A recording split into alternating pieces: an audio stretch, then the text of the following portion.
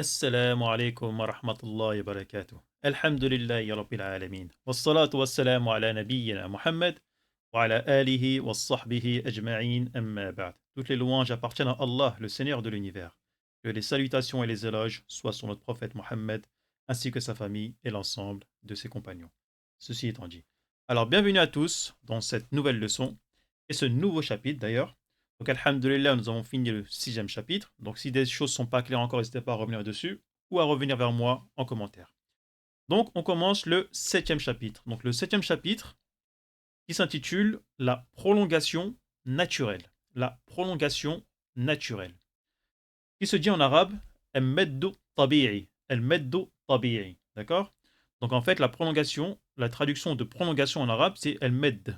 D'accord. Lorsque vous entendrez maintenant une personne vous dire qu'il y a un med ici, c'est-à-dire, ça veut dire qu'il y a une prolongation, un med. Au pluriel, on dit moudoud. Il y a des moudoud ici. D'accord. Un meddu tabi'i. Et tabi'i qui se traduit par naturel. D'accord. Lorsqu'on vous dit quelque chose, que cette chose-là est tabi'i, ça veut dire qu'elle est naturelle. D'accord. Donc, un meddu tabi'i. Donc, septième chapitre, la prolongation naturelle. Un meddu tabi'i. Alors, les objectifs de ce chapitre-là, ce sera que vous serez capable, Inch'Allah, à la fin de ce chapitre, de reconnaître les lettres et aussi connaître leur prolongation naturelle et les lire correctement. Donc, voilà vraiment les objectifs de ce chapitre-là, qui sont écrits ici. Connaître les lettres de la prolongation naturelle, c'est-à-dire connaître quelles lettres quelles lettres se prolongent et aussi savoir les lire correctement. Donc, également, ce chapitre-là, il est composé seulement d'un cours. Un cours, mais qui a son importance, puisqu'on va voir directement toutes les lettres de prolongation naturelle. D'accord. Et vous allez voir aussi que c'est des lettres qui sont très importantes, parce que c'est des lettres de prolongation qu'on trouve partout, dans les textes arabes divers, ou bien dans le Coran.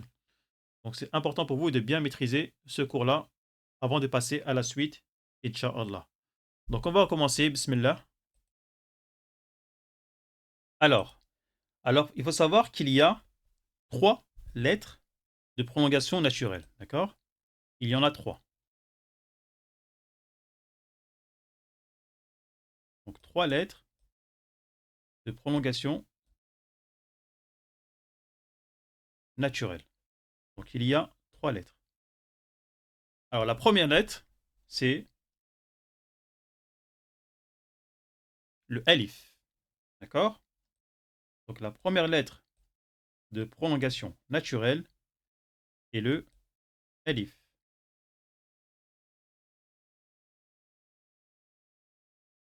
La deuxième lettre, c'est le waouh.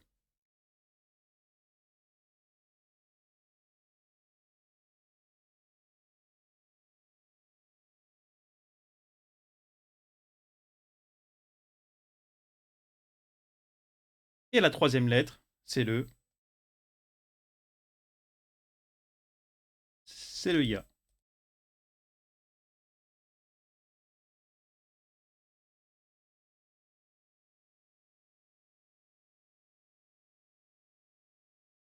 Donc voilà. Donc nous avons trois lettres de prolongation naturelle qui sont le alif, le waouh et le ya. D'accord. Alors chacune de ces lettres de prolongation naturelle doit être précédée d'une voyelle courte qu'on a vu, les voyelles courtes qu'on a vues avant. D'accord. Chacune a sa voyelle courte qui lui permet d'être prolongée. D'accord. Qui lui permet de fonctionner. D'accord. Donc la voyelle courte qui doit précéder le alif, c'est là.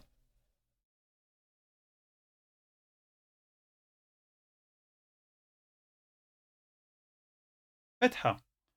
Alors quand je dis que chacune de ces lettres doit être précédée d'une voyelle courte, c'est-à-dire que chacune de ces lettres, sur la lettre qu'il y aura avant, il y aura une voyelle courte dessus. D'accord. Donc avant le alif, il y aura une fatha sur la lettre d'avant. Avant le waw, il y aura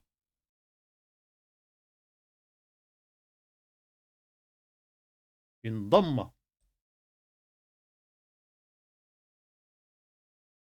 D'accord? Donc le alif, la fatha, on a dit, la dhamma. Et avant le ya, il y aura une kasra.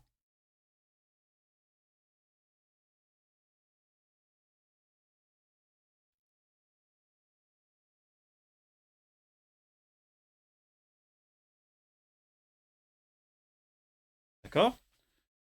Donc, le alif, d'accord? Le alif en lettres de prolongation naturelle doit être précédé d'une fatha. Le waouh en lettres de prolongation naturelle doit être précédé d'une dhamma. Et le ya en lettres de prolongation naturelle doit être précédé d'une kasra. Exemple, je vais vous faire un exemple. Alors je voulais effacer, mais je pense que je vais laisser quand même ça à côté de vous. Comme ça au moins ça reste visuel pour vous. On va faire ça juste à côté ici. Donc par exemple, on va dire, si on a la lettre B. D'accord? Donc si on a la lettre B avec une fatha, donc voilà. Si on veut utiliser une prolongation naturelle avec la lettre B, c'est-à-dire on veut prolonger le B, il va falloir qu'on rajoute quoi? Vu qu'il y a une fatha, il va falloir qu'on rajoute le alif. D'accord? Qui va nous faire cela. D'accord? Donc ce qui veut dire que le B plus alif nous fait ça. D'accord? Alors, et bien sûr, la prononciation n'est pas la même. Alors ici, on va lire B, mais par contre, ici, on va lire B, B. D'accord? C'est-à-dire, il y aura une prolongation naturelle qui est à peu près de 2 temps. 2 temps, c'est l'équivalent à peu près de 1 seconde, on va dire. D'accord? Donc, B, B, B, B. Donc, il faudra bien faire la distinction, la différence entre les deux, d'accord? En termes de son. B, B.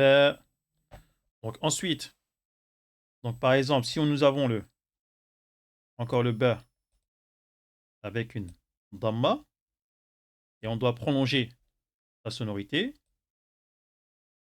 ça nous fait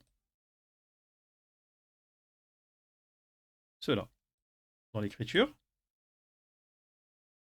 Donc, au lieu de dire bou, on va dire bou, bou. Donc, pareil ici aussi pour la kasra. Donc, ici, nous avons bi. Donc, si on veut prolonger, on va écrire cela comme ça. Voilà.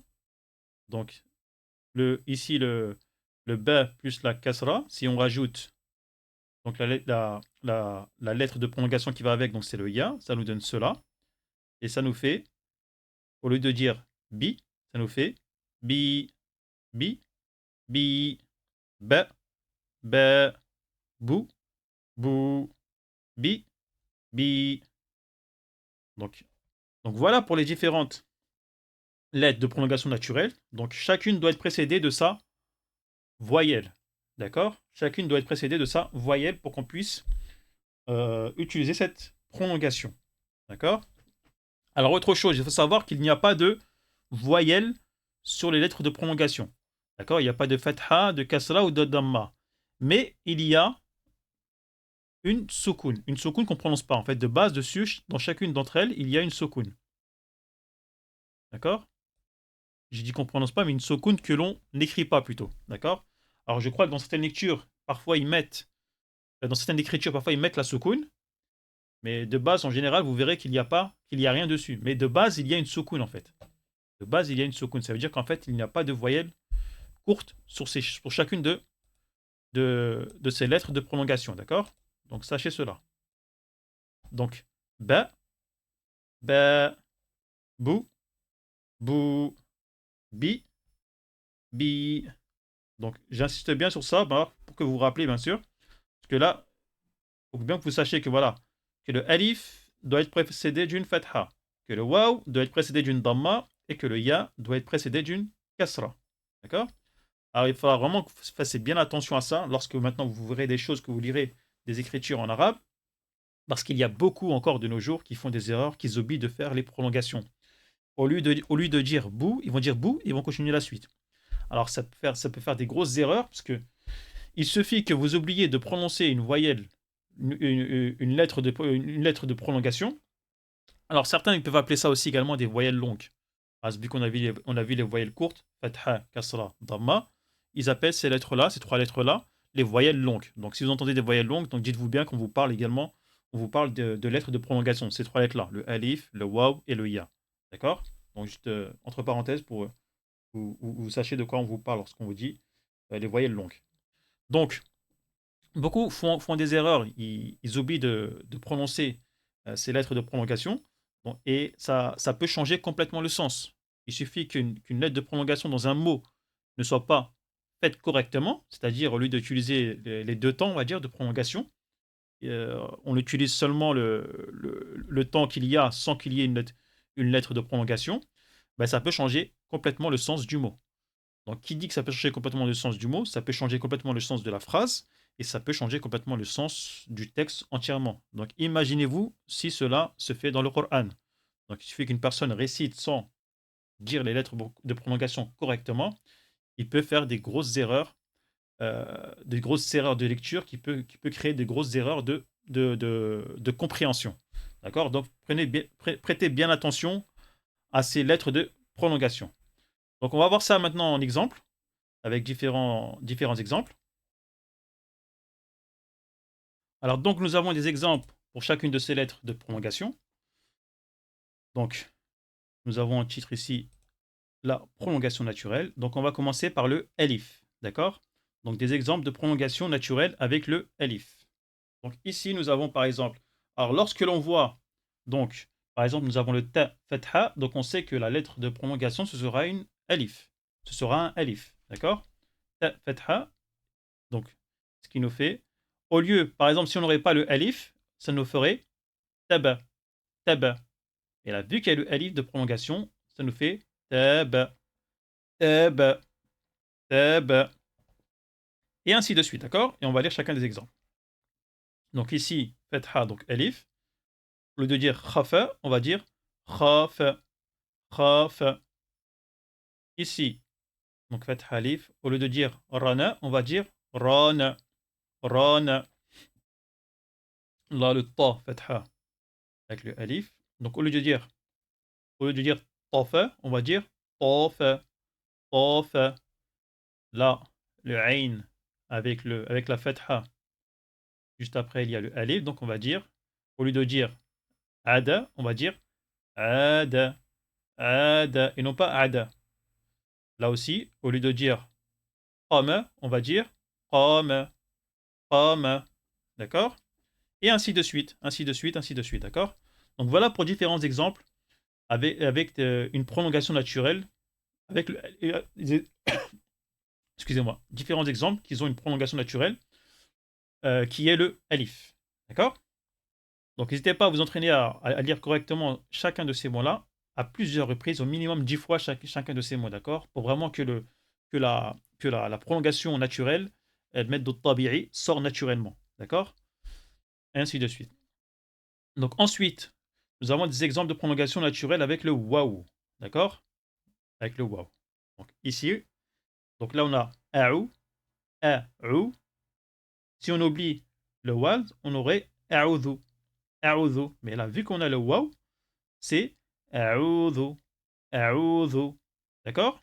Là aussi, nous avons rasu, rasu, rasu, lun, rasu, lun, sans le med. Donc, avec le med, ça nous fait rasulun, rasulun. Donc ici, sans le med, on aurait suratun, suratun. Mais avec le med, on a suratun, suratun. Ici, sheku, shekurun. Donc avec le med, ça nous fait shekurun, shekurun. Ici, afu, rafu, afu, afurun. Avec le med, ça nous fait rafurun, rafurun. Ici, hudin, hudin. Avec le med, ça nous fait hudin, hudin. D'accord? Sauf que là, en fait, on voit que, si, que les mails ils sont en rouge, donc on peut les voir correctement. Mais lors des lectures que vous allez voir, donc, ils ne seront pas bien précisés en rouge. Donc il faudra faire attention à chacun de ces moudoud. D'accord? Donc on va passer au troisième, donc à la troisième lettre de prolongation naturelle, qui est le ya. Donc le troisième maître de tabi'i. Donc j'essaie d'utiliser les mots arabes pour que vous puissiez les imprégner et également vous aussi les utiliser. Donc nous avons des exemples de prolongation naturelle avec le ya. D'accord? Donc là, donc sans le med, ça aurait fait khabirun, khabirun, mais avec le med, ça nous fait khabirun, khabirun. Ici, sans le med, ça nous aurait fait dini, mais là, ça nous fait dini, dini.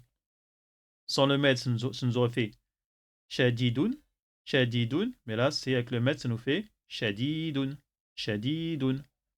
Sans le med, ça nous ferait aishatin, aishatin, mais avec le med, ça nous fait aishatin, aishatin. Donc là aussi, sans le med, ça nous aurait fait qadirun, qadirun, avec le med, ça nous fait qadirun, qadirun.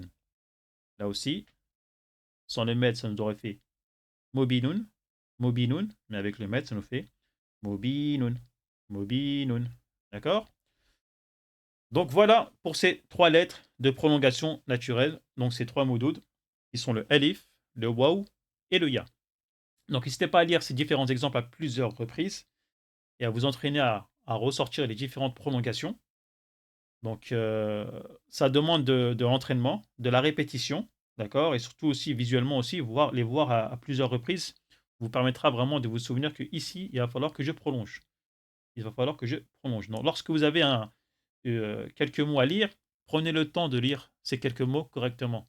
Donc prenez le temps de vous arrêter pour lire correctement les différents mots, les différentes lettres, pour donner le droit à chacune de ces lettres. D'accord? Donc on ne se précipite pas au début, on lit étape par étape, mot par mot, lettre par lettre, voyelle par voyelle, pour vraiment que les choses soient faites, pour que les bases soient correctes, soient bien solides, pour que par la suite, vraiment, la lecture soit meilleure. Donc n'hésitez pas à y aller petit à petit, Inch'Allah. D'accord? Donc voilà pour ces trois voyelles, ces trois lettres de prolongation. Donc ces trois lettres de prolongation naturelles qu'on appelle Ahmed al-Tabi'i, donc les moudoud. Donc on va maintenant passer rapidement au livre d'écriture, donc pour voir quelques exemples. Donc dans le livre d'écriture, donc comme vous voyez ici par exemple, là vous avez l'écriture en arabe. Donc El Meddu Tabi'i. D'accord? Là aussi, là, ils l'ont écrit en arabe. El Meddu Tabi'i. El Meddu Tabi'i. D'accord? Et vous avez différents exemples, donc pour vous entraîner à l'écriture de ces différentes lettres de prolongation. Donc par exemple, on va faire un exemple pour chaque. Donc ici, donc le ta. Donc le ta avec la fatha. Donc on sait que la prolongation naturelle qu'il y aura par la suite, ce sera un alif. Qui est là. Voilà. Ensuite, nous avons un ba. Qui nous fait taba, taba. Donc pour la deuxième lettre de prolongation, donc ici, là on a le ra, fatha. Ensuite nous avons le sin avec la dhamma.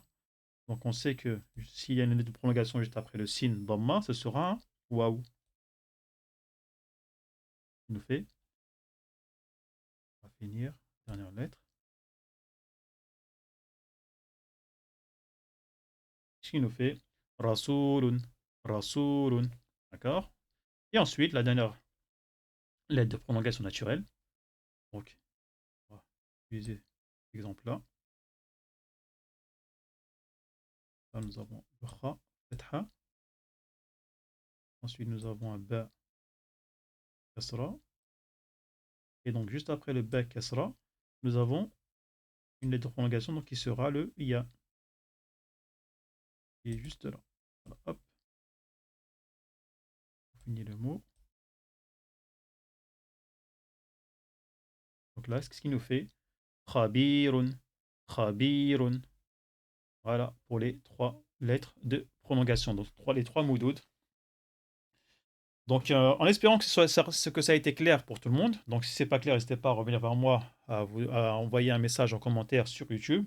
Et également, pour soutenir la chaîne, je vous invite bien sûr à mettre des likes sur chacune des vidéos. Donc, si vous ont plu, si vous avez trouvé qu'ils étaient utiles, n'hésitez pas à mettre un like. Et également un petit commentaire vraiment de soutien par rapport aux différents cours que je vous transmets.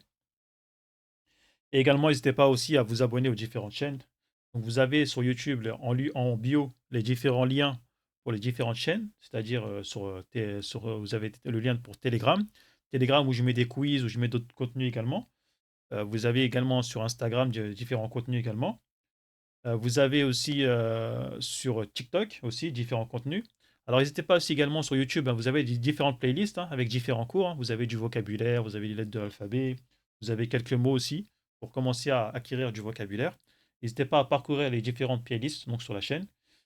Et donc voilà, donc je vous invite vraiment à persévérer, à rester régulier dans vos cours, à ne pas lâcher, à continuer. Et Inch'Allah, les résultats seront bénéfiques par la suite. D'accord? Donc, soyez assidus et je vous donne rendez-vous au prochain cours, Inch'Allah. Subhanakallah wa bihamdik. Ashhadu an la ilaha illa ant. Astaghfiruka wa atubu ilayk.